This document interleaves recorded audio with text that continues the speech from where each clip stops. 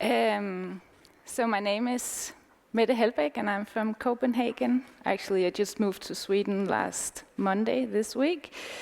So I'm one of you. But I still have my restaurant in Copenhagen, and that's what we are gonna talk a little bit about today. I'm gonna tell you how we work. The restaurant is called Stedsans. It's placed at the rooftop farm Østergro in Copenhagen. So it's 3 stories up on top of the building in a beautiful garden right between the city and the sky, and it's really quite magical up there. I suppose now I'm so far up north. We do have guests from all over the world, but I'm not sure any of you have been here. I don't know. I would like to see a hand if someone has been to my restaurant. Nah, not in Östersund. Maybe you feel like it when you see this, because now I'm going to show you just a little bit of the atmosphere that's going on up there.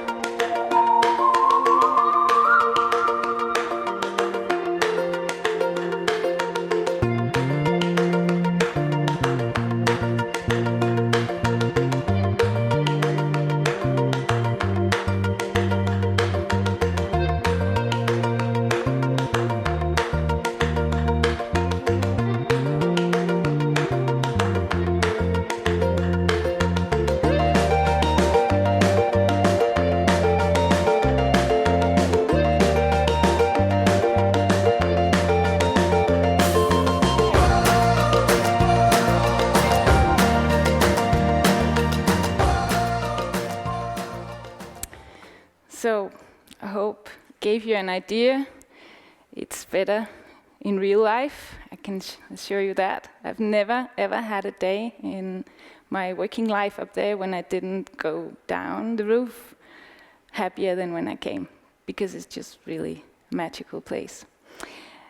And it's also, I usually call it a social experiment more than it's a restaurant. It's a social experiment focusing on what happens when we put people together in an environment where everybody gives more back than they take. And that's what I'm going to talk about today. How do we do that? We try to work in a way where we contribute to the world in a positive way, all the way from soil to plate. And that's why I call my talk Another Take on the Good Meal. So let's start in the soil. Soil is an amazing topic when it comes to giving more back than you take.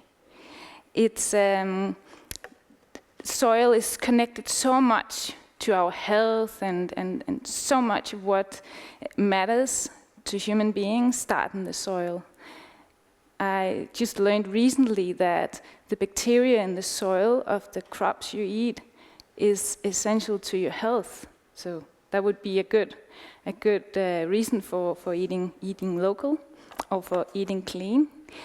But there's many places in the world today, my own country or my former country included, where people don't grow things, don't treat their soil in a way where they give more back than they take. They do the opposite. And the key here is topsoil. We want to have as much topsoil as possible because that's where plants can grow. That's where life happens. That's where all the worms are and all the bacteria that keep us healthy. So we want to build up topsoil. It happens naturally when you see a wilderness out in a forest or just anywhere where man hasn't touched Mother Nature's work. It just happens without any interference. There's life. There's death, there's predators, there's prey, and there's things that are alive, that die, that turn into soil, that turns into something alive again. It's a perfect cycle. There's no one on top of that food chain. But when you look at, for example, my country from above, it's 2/3 of Denmark, my former country. 2/3 of Denmark is covered by monoculture farming. And that's in that kind of farming, there is someone on top. the monoculture farmer trying to reach the budgets of his bank, and the only way he could do that is by being really sure that things are going to be like he said to his bank person they were going to be at the end of the season. So he has to kill all the life he doesn't want in the soil, and then he adds some artificial fertilizers just to make up a little bit of the damage. But he doesn't leave anything for this natural cycle to re-emerge. He doesn't leave anything for the topsoil to build up. And of course, that's not a way that I can work. I cannot, as a chef, work with products that are like that when my mission is to give more back than I take. So I only get my things from biodynamic and organic farmers, from foragers that find things in the wild. I grow some things myself. The crops that we use are not from the rooftop farm because it works as a CSA and it has members who come there to pick up vegetables. But I have some really, really, really amazing producers, and they bring me some amazing stuff to work with. And that's what matters to me as a chef, the quality and the taste of the product. So the monoculture farmer rules, but for how long when he keeps taking more than he gives? In the kitchen, we get all these beautiful things in, and I'm going to change my slide. And we have an amazing opportunity because we have so good products to work with. We can just let Mother Nature shine when we cook.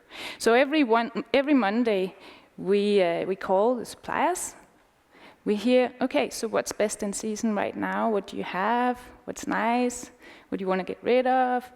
So every Monday, we start over. We start rethinking, okay, what's the season now? What's the weather like? The sun has been shining for a long time. The tomatoes must be really sweet and nice right now. In that way, we make a new menu every week that makes it possible for us to show just the very, very best of the place that we are right now. And on Thursdays, the restaurant is only open 4 days per week because I have kids and I want to see them sometimes, so just 4 days. So on Thursdays, we get the things in, straight from the farmers, and we start cooking. We start cooking in a not at all fancy little tiny kitchen with 3 gas burners, a small oven, and that's basically it. A sharp knife, a tasting spoon, some salt and pepper. No fancy equipment. We don't even have a blender. And like any other chef, I want to make the best possible meal for my guest. So I need to focus. What is a good meal? What's a good meal for my guests?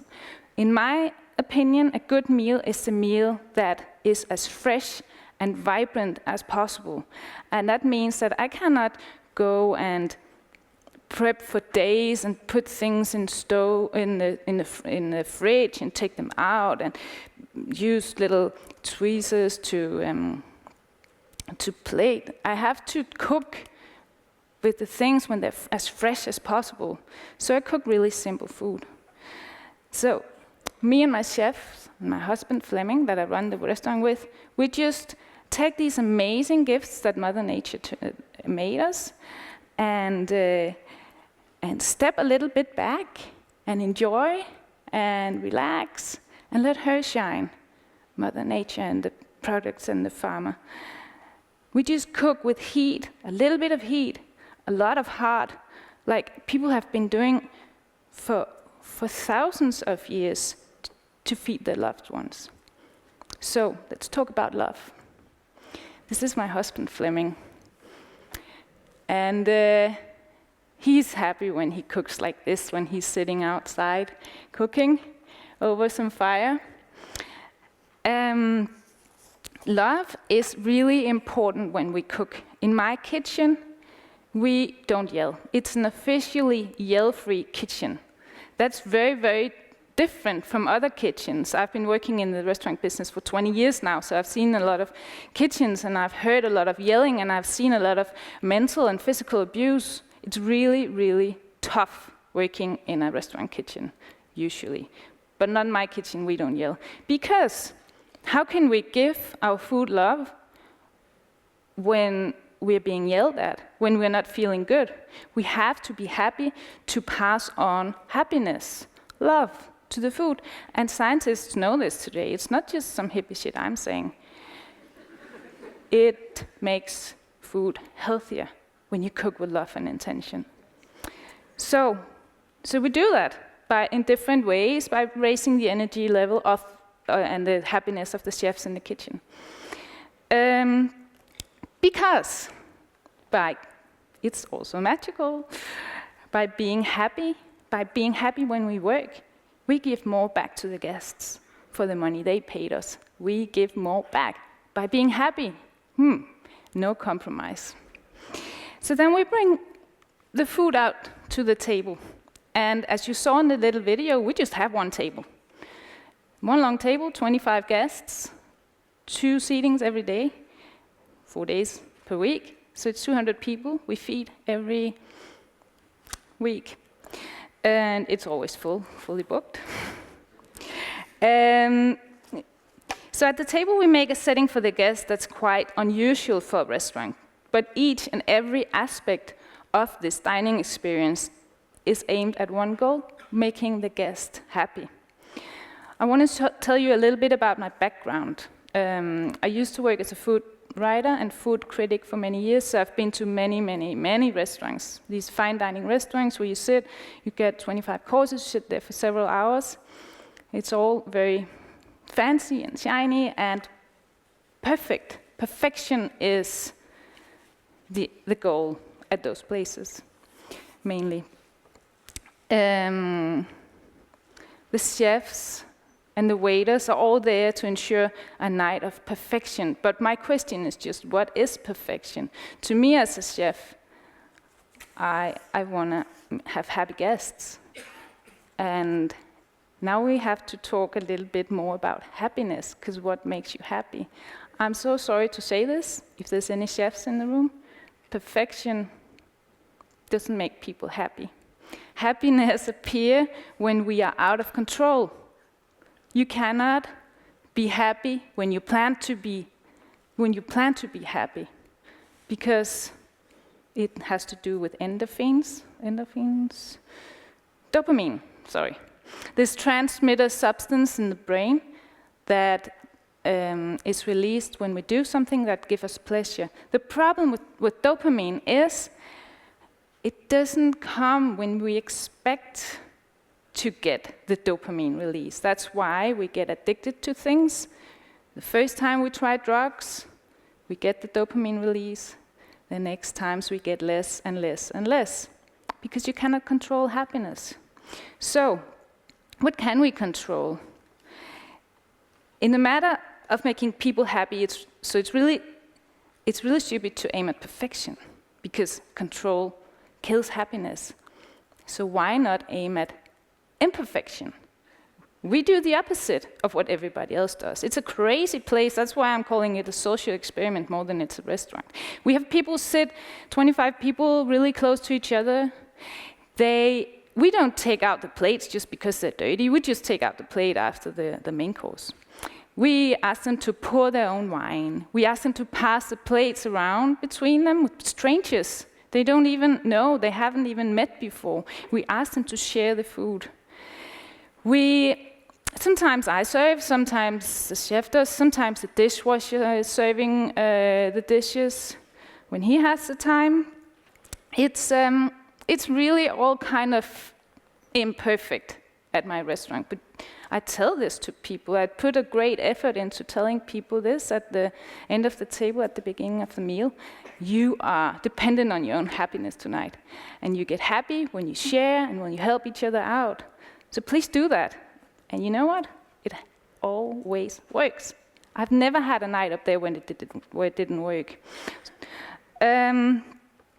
So we also know some things from science about, it's not just the lack of control that makes us happy. Social relations make us happy. It makes us happy to meet a person's eye.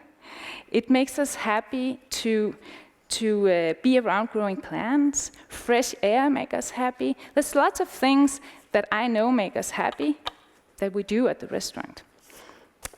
So, another thing that makes us happy is eating healthy food.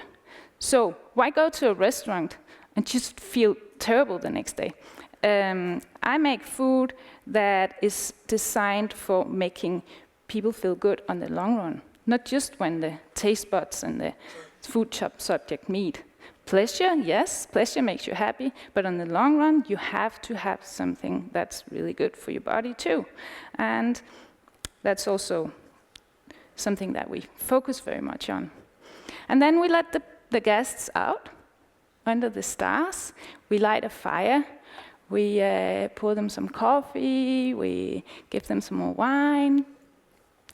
And then we ask them, or we hope that they have a feeling of just a little bit of a better understanding of how precious Mother Earth is and how important it is for us all to take better care of her, because they would just serve some beautiful food, basically made by her and the farmer.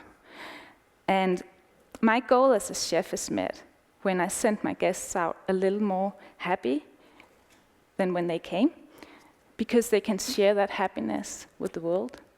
And I'm happy when they have made some new friends. It happens also all the time. And I'm also happy when I send them out inspired to cook the way I do, because the way I cook is I search for the perfect, good, well-made ingredients that were made in a way where they give more, the farmer give more back than they take. And that's what I want my guests to also know. Cooking is so simple. It doesn't have to be a challenge to cook. So I send out my guests, and my goal is met when I inspire my guests to give more back, because when we give more, we get more. Thank you.